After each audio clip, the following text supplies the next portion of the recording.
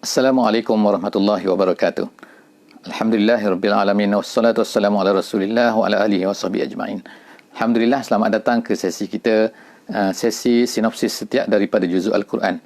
Alhamdulillah, pada malam ni kita akan bersama-sama di juzuk yang ke-23 insya-Allah, dan kita akan melihat apakah kandungan secara ringkasnya pada juzuk yang ke-23 ini. Dalam juzuk yang ke-23 ini, insya-Allah kita akan melihat yang pertama ialah daripada surah Yasin, iaitu bahagian yang terakhir daripada surah Yasin, dan yang keduanya daripada surah Saffat, iaitu kesemua sekali daripada ayat nombor 1 sehingga ayat 182, dan kemudian seterusnya kita akan masuk juga surah Sad. Surah Sad tadi surah Saffat, sekarang surah Sad, iaitu daripada ayat 1 hingga ayat 88, iaitu kesemua sekali daripada surah Sad. Dan yang ketiga kita akan masuk bahagian yang pertama, iaitu hampir separuh daripada juzuk surah Az-Zumar. Jadi kita ada 3 surah pada malam ni, iaitu surah Yasin, surah As-Saffat, surah Sad dan juga surah Az-Zumar. InsyaAllah bersama-sama dengan juzuk yang ke-23. InsyaAllah apa yang kita lakukan ini hanyalah satu usaha yang kecil, insyaAllah, untuk kita cuba memahami, untuk mendekatkan kepada pembaca-pembaca Al-Quran apakah kandungan secara ringkasnya daripada setiap juzuk Al-Quran yang kita baca pada setiap malam bulan Ramadan Al-Mubarak. Jadi apa yang kita katakan, apa yang kita sebutkan ini bukanlah ertinya itu adalah kata-kata terakhir ataupun itulah sahaja yang terkandung, tapi kemungkinan ada sahabat-sahabat di sana, ada lagi ustaz-ustaz di sana, ada guru-guru di sana, mahaguru-mahaguru di sana yang akan mungkin cuba untuk menerbitkan apa yang ada pada setiap daripada juzuk-juzuk Al-Quran ini. Dan itu adalah semua merupakan usaha-usaha yang paling baik, yang terbaik. Jadi kita harap daripada hadirin dan juga hadirat, sahabat-sahabat semua, jangan hanya berpada dengan apa yang kita lakukan pada malam ini, jangan hanya berpada dengan kita dengar dalam sesi kita ini saja, tapi teruskan insya-Allah menggali dan mendengar daripada guru-guru kita yang lain. Insya-Allah moga-moga akan mendapat sedikit sebanyak daripada setiap juzuk daripada Al-Quran. Jadi pada malam ini yang pertama sekali kita akan lihat ialah daripada juzuk surah Yasin. Jadi sebagaimana kita sebutkan sebelum daripada ni, bahawa surah Yasin ini mempunyai temanya, iaitu apa? Iaitu hendaklah kekal istislam, iaitu menyerah diri kepada Allah Subhanahu Wa Taala, menyerahkan kepada Allah Subhanahu Wa Taala dalam setiap usaha kita. Dan secara khususnya dalam surah Yasin ini, ianya adalah berkaitan dengan dakwah ila Allah Subhanahu Wa Taala, iaitu mengajak manusia kepada Allah Subhanahu Wa Taala, iaitu sebagaimana kita sebutkan semalam dalam sesi sebelum daripada ini, bahawa surah ini turun ketika Nabi kita SAW telah hampir-hampir akan berhijrah ke Madinah Al-Munawwarah, iaitu setelah daripada Nabi kita berada di Mekah selama 13 tahun, setelah melihat bahawa apa yang berlaku kepada orang-orang Quraisy, kepada orang-orang musyrik, kepada orang Arab yang berada di Mekah ini sudah enggan untuk menerima dakwah Nabi. Jadi kemungkinan akan berlaku putus asa dan sebagainya. Tetapi Allah Subhanahu Wa Taala menurunkan surah Yasin ini untuk menceritakan bahawa perjuangan mesti diteruskan, iaitu dakwah mesti diteruskan, usaha mesti diteruskan, walaupun majoriti daripada manusia tidak mahu menerima apa yang kita bawa. Jadi hendaklah serahkan kepada Allah Subhanahu Wa Taala, kerana apabila kita telah melaksanakan kerja kita, melaksanakan dakwah kita, melaksanakan penyampaian kita kepada manusia, maka terpulanglah kepada Allah Subhanahu Wa Taala untuk menjadikan mereka ini menerima hidayah ataupun tidak. Innaka la tahdi man ahbabta walakinnallaha yahdi man yasha. Kamu tak mungkin untuk memberi hidayah kepada sesiapa yang engkau nak, tetapi Allah Subhanahu Wa Taala lah yang memberi hidayah kepada sesiapa saja yang dia nak. Seterusnya, selepas daripada itu, kita akan masuk kepada satu surah lain, iaitu surah Saffat. Saffat artinya iaitu malaikat-malaikat yang berbaris-baris, yang bersof-sof. Sof-sof, malaikat yang menunggu arahan daripada Allah Subhanahu Wa Taala, yang menyerahkan diri kepada Allah Subhanahu Wa Taala. Sebagaimana kita sebut sebelum daripada ni, bahawa ada 6 surah yang ada di dalam ini, yang mana kesemuanya adalah merupakan mempunyai tema yang hampir sama, iaitu istislam. Iaitu artinya tunduk kepada Allah Subhanahu Wa Taala. Iaitu artinya menyerah diri kepada Allah Subhanahu Wa Taala. Dalam Ahzabnya, dalam Yasinnya dan sebagainya, dan surah Saffat kita baca pada hari ini, iaitu istislam itu, iaitu istislam apakah? Iaitu menyerah diri apa? Iaitu berserah kepada Allah apa? Iaitu tunduk kepada Allah. Apa yang mesti tunduk kepada Allah? Iaitu dalam surah Saffat ini, walaupun kita tidak faham, walaupun kita tidak tahu reasonnya, sebabnya, maka kita hendaklah juga menyerahkan kepada Allah Subhanahu Wa Taala.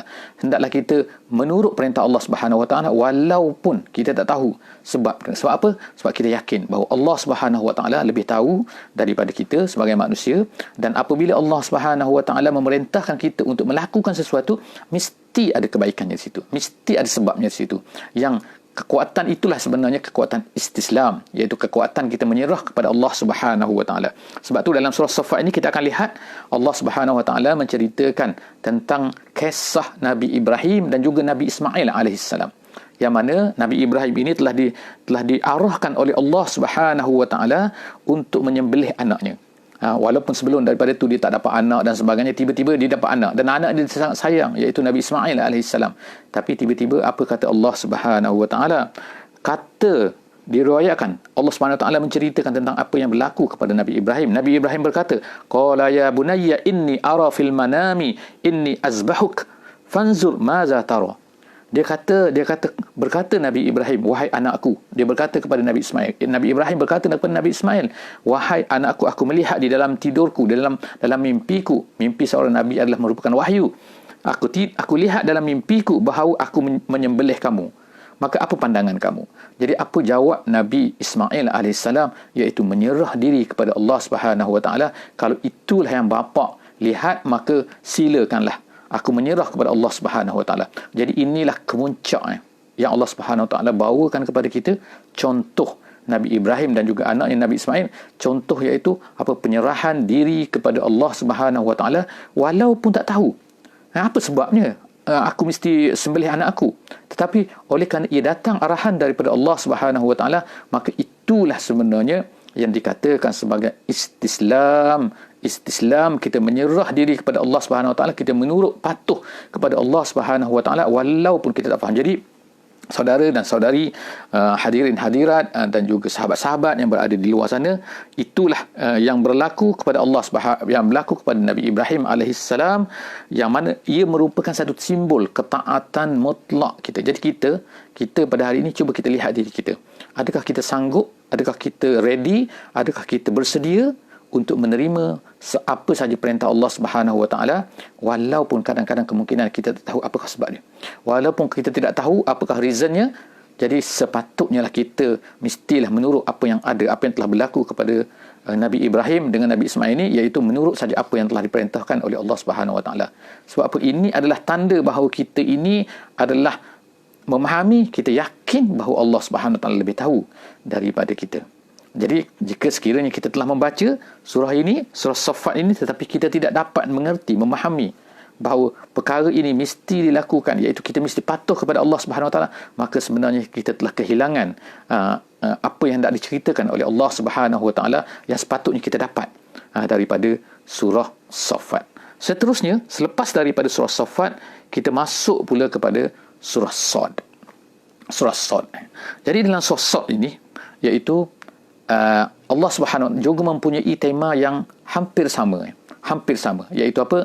Temanya adalah al-istislam juga kepada Allah Subhanahu Wa Taala, iaitu menyerah kepada Allah, tetapi menyerah dalam keadaan macam mana, dalam bentuk macam mana. Jadi kita lihat ini adalah kita katakan sebagai surah yang terakhir daripada 6 surah yang saya sebutkan tadi itu, yang mana temanya hampir sama, iaitu temanya istislam, start daripada Al-Ahzab, yang mana iaitu kita Islam, kita serahkan kepada Allah dalam saat-saat yang paling kritikal, sampailah kepada surah Sad yang kita baca pada malam ini, yang temanya adalah istislam, iaitu kita tunduk pada Allah, kita patuh pada Allah, dan janganlah berdegil. Jangan kita degil, jangan kita ni ainadun dalam bahasa Arab katanya, iaitu jangan kita ni enggan untuk tidak patuh. Allah Subhanahu Wa Taala telah membawa cerita di dalam surah Sad ini ada beberapa contoh yang berlaku kepada nabi-nabi. Antaranya Allah Subhanahu Wa Taala sebut tentang kisah Nabi Daud dan juga Nabi Sulaiman.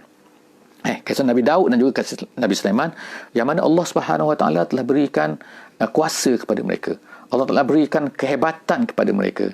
Dan Allah Ta'ala telah uji mereka dengan berbagai ujian. Tapi semua ujian-ujian itu telah menjadikan mereka menjadi contoh kepada kita semua bahawa mereka ini tunduk dan kembali kepada Allah Subhanahu Wa Taala. Sebab itulah Allah Subhanahu Wa Taala sebut berulang kali di dalam surah Sad ini, iaitu perkataan awab. Awwab. Awwab ini maknanya segera kembali kepada Allah Subhanahu Wa Taala. Cepat-cepat kembali kepada Allah Subhanahu Wa Taala. Ketika apa-apa, ketika terlupa, cepat-cepat kembali kepada Allah. Jangan degil. Jangan degil. Sebagaimana Allah Subhanahu Wa Taala ceritakan dalam surah ini juga, iaitu apa yang berlaku kepada Iblis. Laknatullah. Iblis, ketika dia disuruh untuk sujud kepada Adam alaihi salam, apa kata dia? Dia kata tak mahu. Dia kata tak mahu dan didegil. Dia kata aku lebih baik. Dia kata ana khairum minhu. Dia kata aku lebih baik daripada Adam. Kenapa aku mesti sujud pada Adam? Tengok kan, dia degil. Dia lawan cakap Allah Subhanahu Wa Taala. Allah Taala suruh dia istislam. Allah Taala suruh minta dia supaya tunduk kepada Allah Subhanahu Wa Taala. Tetapi dia tak nak tunduk. Jadi ini adalah dua contoh. Contoh yang ekstrim kita kata, iaitu ekstrim tunduk kepada Allah yang ditunjukkan oleh Nabi Sulaiman dan juga Nabi Daud dan juga Nabi-Nabi yang lain. Dia sebutkan seperti Nabi Ayub juga telah diuji oleh Allah Subhanahu Wa Taala, tapi dia menyerah diri kepada Allah. Dia kehilangan segala nikmat-nikmat yang ada, nikmat kesihatan dan sebagainya, tetapi dia tetap tunduk kepada Allah Subhanahu Wa Taala, tetap menerima apa yang ditetapkan oleh Allah Subhanahu Wa Taala. Tidak sebagaimana yang terbalik kita tengok, iaitu Iblis laknatullah, yang mana dia ni terus berdegil dan sanggup untuk menjadi ahli neraka. Kerana semata-mata apa? Kerana semata-mata takabur, aba wastakbara, dia enggan dan dia ni takabur kerana merasakan bahawa dia lebih baik. Allah Ta'ala dia katakan bahawa kau ciptakan aku daripada api, kenapa aku mesti sujud kepada satu makhluk yang kau ciptakan dia daripada tanah? Dia kenal Allah Subhanahu Wa Ta'ala, tetapi dalam keadaan kenal Allah, bercakap dengan Allah Subhanahu Wa Ta'ala, tapi dia enggan dan takabur dengan Allah Subhanahu Wa Ta'ala. Seterusnya insya-Allah kan. Jadi pengajaran yang kita dapat daripada sosok ni apa, iaitu kita sepatutnya istislam. Jangan menjadi seperti Iblis, jangan menjadi pengikut-pengikut Iblis yang enggan tunduk kepada Allah Subhanahu Wa Taala, sedangkan kita telah tahu bahawa Allah Subhanahu Wa Taala itu adalah pencipta kita. Seterusnya surah yang terakhir pada malam ni, iaitu sebahagian daripada surah Az-Zumar. Surah Az-Zumar ini artinya ialah gerombolan-gerombolan. Jadi daripada namanya adalah menunjukkan kepada kita bahawa sebenarnya Allah Subhanahu Wa Taala di hujung walaupun kita tak baca lagi dalam juzuk yang ke-23 ni, termasuk dalam juzuk yang ke-24, tetapi perkataan Az-Zumar ini disebut oleh Allah Subhanahu Wa Taala di hujung surah ini. Di hujung surah ini, iaitu Allah Subhanahu Wa Taala nak minta kita ni supaya kita ni sentiasa inginkan untuk bersama-sama masuk syurga bersama-sama dengan rombongan, dengan gerombolan, bukan seorang-seorang diri, bukan furada, bukan seorang-seorang diri saja, tapi bersama-sama dengan gerombolan-gerombolan yang akan masuk syurga. Jadi apakah tema kepada surah Az-Zumar ini? Tema kepada surah Az-Zumar ini adalah al-ikhlas, iaitu ikhlas kepada Allah Subhanahu Wa Taala. Sebab itulah Allah Subhanahu Wa Taala sebut banyak kali di dalam surah Az-Zumar ini perkataan ikhlas. Sebagai contohnya, antara awal-awal lagi Allah Subhanahu Wa Taala sebut apa? Inna anzalna ilaikal kitaba bil haqqi fa'budillah mukhlishan lahuddin. Mukhlis maknanya ialah ikhlas. Ikhlas maknanya bersih, tak bercampur, iaitu ikhlas apa? Iaitu tak bercampur, hanya semata-mata kerana Allah Subhanahu Wa Taala. Mukhlishan lahuddin, ketundukan agama yang hanya untuk Allah Subhanahu Wa Taala saja, jangan bercampur-campur. Jadi begitu juga dalam ayat yang ke-11 sebagai contohnya, Allah Subhanahu Wa Taala berkata, kul inni umirtu an a'budallah mukhlishan lahuddin. Kemudian Allah Subhanahu Wa Taala juga sebut selepas daripada itu dalam ayat yang ke-29 Allah Ta'ala sebut apa? Daraballahu masalan rajulan fihi syuraka mutasyakisuna wa rajulan salaman li rajul hal yastawiyani masalah. Allah Ta'ala buat perumpamaan dalam ayat 29, iaitu seorang yang mana dimiliki oleh dua orang. Adakah sama dengan seorang yang hanya dimiliki oleh seorang? Maknanya seorang hamba dimiliki oleh dua orang tuan. Macam mana boleh terjadi? Maka tuan ni akan suruh ni, tuan ni akan suruh ni. Kalau adakah sama dengan seorang yang hanya dimiliki oleh satu tuan saja? Mestilah tak sama. Jadi Allah Subhanahu Wa Taala membuat perumpamaan ini untuk mengatakan bahawa pentingnya kita ni ikhlas dalam perhambaan diri kepada Allah Subhanahu Wa Taala. Jadi surah Az-Zumar, bila kita ingat surah Az-Zumar, kita ingatlah keikhlasan, iaitu ikhlas kepada Allah Subhanahu Wa Taala. Allah Taala ulang perkataan ikhlas dalam pelbagai bentuk, sama ada dengan menggunakan perkataan ikhlas, mukhlis dan sebagainya. Maka itu adalah konten sinopsis daripada surah Az-Zumar. Jadi insya-Allah jumpa lagi dalam juzuk yang ke-24 pada sesi yang akan datang insya-Allah. Aku qauli hadza wa astaghfirullahal azim li wa lakum. Wassalamualaikum warahmatullahi wabarakatuh.